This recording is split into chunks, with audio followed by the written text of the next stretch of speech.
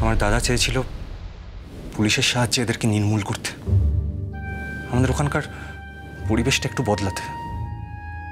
আর police এসে ওদের ধরপাকড়ও করেছিল। তারপর থেকেই দাদার প্রতি ওদের রাগ জন্মায়। আর একদিন কিছু লোক মিলে সুযোগ বুঝে আমার দাদাকে খুন করে ফেলে।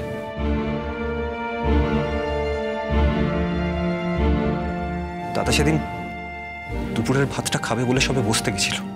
সেই সময় দাদাকে ডেকে নিয়ে যাওয়া হলো। দাদা সেদিন দুপুরের ভাতটাও খেতে পারেনি। দাদা ছিল আমাদের পরিবারের একমাত্র রোজগারের লোক। আমি তখন কলেজে পড়ি, কিন্তু দাদা চলে যাওয়ায় আমায় সংসারের হালটা ধরতে হয়। আমি গাড়ি চালাতে জানতাম, তাই গাড়ি চালানোর কাজটাই শুরু করে দিই। মাধবপুর থেকে কলকাতা এবং গঞ্জে মানুষকে নিয়ে আসা দিয়ে আসা করতে শুরু করি। গাড়িটা আমার নিজের ছিল না, মালিকের গাড়ি ছিল। আর এই কাজটা করতে করতেই মজিদ চাচা আমার সাথে যোগাযোগ করে। আচ্ছা, তুমি আমাকে একটা কথা বলো যে তিথি সেনগুপ্তকে মজিদ মিয়ার হাতে তুলে দেওয়ার জন্য কারা তোমাকে ফোন করতো? মজিদ মিয়া নিজে ফোন করত। আর যখন জানতে পেরেছিল যে দিঠি আমাদের বাড়িতে আছে, তখন নেটওয়ার্কের বাকি লোকজনদেরও সেটা জানিয়ে দেয়। আমি তাদের কাছ থেকেও ফোন পাই। তারা আমাকে একটা দিন নির্দিষ্ট করে দিয়েছিল, যেদিনকে দিঠিকে ওদের হাতে আমায় তুলে দিতে হতো। ওরা এও বলেছিল যে ওই দিনের মধ্যে যদি আমি দিঠিকে ওদের হাতে না তুলে দিই, তাহলে আমাদের দুজনকেই ওরা মেরে ফেলবে। তুমি ওদের নামগুলো আরেকবার বলবে? নিশ্চয়ই বলবো। আমাকে ফোন করতো মজিদ মিয়া। সে হোসেনপুরে থাকে। আর শহর থেকে আমাকে 3 জন লোক ফোন করত। একজন পতঞ্জলি দাস, কিন্তু এটা ওদের সঠিক নাম কিনা তা আমার জানা নেই। এই পতঞ্জলি দাস ছাড়াও আমাকে ফোন করতো কালু শেখ নামে একজন, আর ভিকি বলে একজন। কিন্তু এদের মধ্যে শুধু পতঞ্জলিকেই আমি সামনাসামনি দেখেছি, কারণ ওই আমার গাড়িতে জিনিসপত্র তুলে দিত। আচ্ছা, এই পতঞ্জলি দাসের বাড়ি কোথায়? মানিকতলার কাছে। ওর বাসস্থানে আমি কোনোদিনও যাইনি। আমাকে মানিকতলা বাজারের ওখানেই দাঁড় করিয়ে রাখতো, আর ওখান থেকেই জিনিসপত্র আমার হাতে তুলে দিত।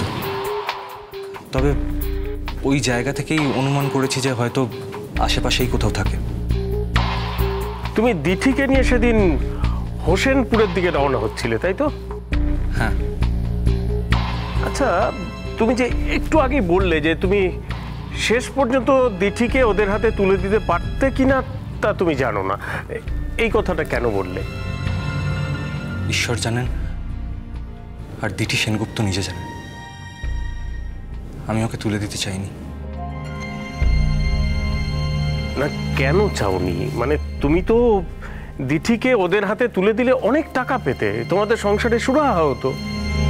এর জন্য আমি কোনো টাকা যে নেব না, সেটা আমি মজিদ মিয়াকে জানিয়ে দিয়েছিলাম। হ্যাঁ, তার প্রমাণ আমার কাছে আছে। এই বিষয়ে একটি ভয়েস রেকর্ড আমার কাছে আছে।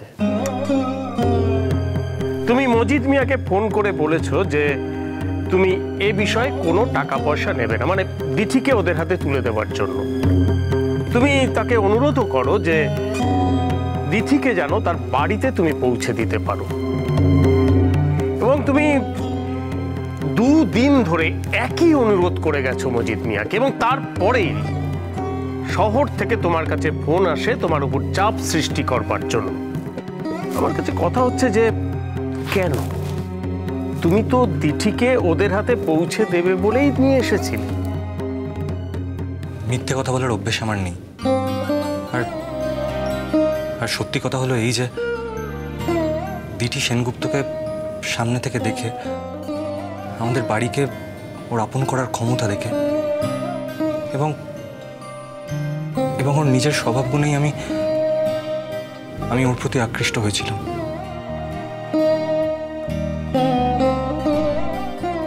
আকৃষ্ট হয়েছিলাম মানে? তার মানে দেখুন স্যার, এই ছেলেটি দিঠি সেনগুপ্তকে তার বাড়িতে নিয়ে গিয়ে নিজের দখলে রাখতে চেয়েছিল। স্যার, আমি কি ইঙ্গিত করছি আশা করি আপনি বুঝতে পারছেন স্যার।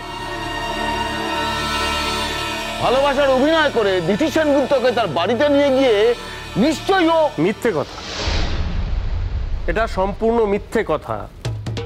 আপনি কল্পনা করে সবকিছু বলে দিতে পারেন না। এখানে দিঠি সেনগুপ্ত নিজে উপস্থিত আছেন, তিনি কি কখনো অভিযোগ করেছেন? তাহলে আপনি এত বড় কথাটা বললেন কি করে? আপনি মাঝখানে এত কথা বলবেন না, আপনি বসুন। Sorry sir.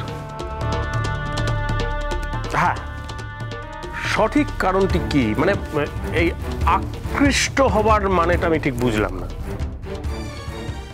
আমাদের মতন অন্ধকার জীবনের ছেলেদের ভালোবাসার কোনো অধিকার নেই বলেই আমি বিশ্বাস করি। তাই আমার মনের অনুভূতিটা আমি দিঠিকে জানাতে পারিনি। কিন্তু এই কদিনে যে আমি দিঠিকে ভালোবেসে ফেলেছিলাম সেটা আমি মুখে না বললেও দিঠি বুঝতে পেরেছিল। ভালোবাসার মানুষকে কি আর তার ক্ষতি হবে জেনেও অন্য কারোর হাতে তুলে দেওয়া যায়? তবে হ্যাঁ, এ কথা ঠিক যে আমি দিঠিকে নিয়ে বেরিয়েছিলাম। আমি এই পরিকল্পনাও করেছিলাম যে কোনোভাবে যদি কোনো সুযোগ পাই আমি দিঠিকে নিয়ে পালিয়ে যাব। দিঠি এই পরিকল্পনার কথা জানতো না। আমি এও ঠিক করেছিলাম যে যদি দরকার পড়ে তাহলে মজিদ চাচাকেই আমি এই দুনিয়া থেকে সরিয়ে দেব।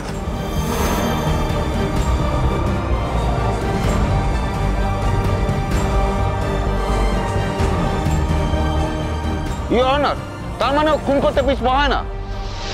নিশ্চয়ই ওর খুনের ইতিহাস আছে, না হলে একটা মানুষ এত সহজে বলতে পারে না যে আমি ওকে সরিয়ে দেবো। আপনি দয়া করে একটু শান্ত হন। আপনাকে স্যার একটু আগেই নির্দেশ দিয়েছেন একটু শান্ত থাকতে। আপনি এত কথা কেন বলছেন? আপনি চুপ করুন। Sorry sir.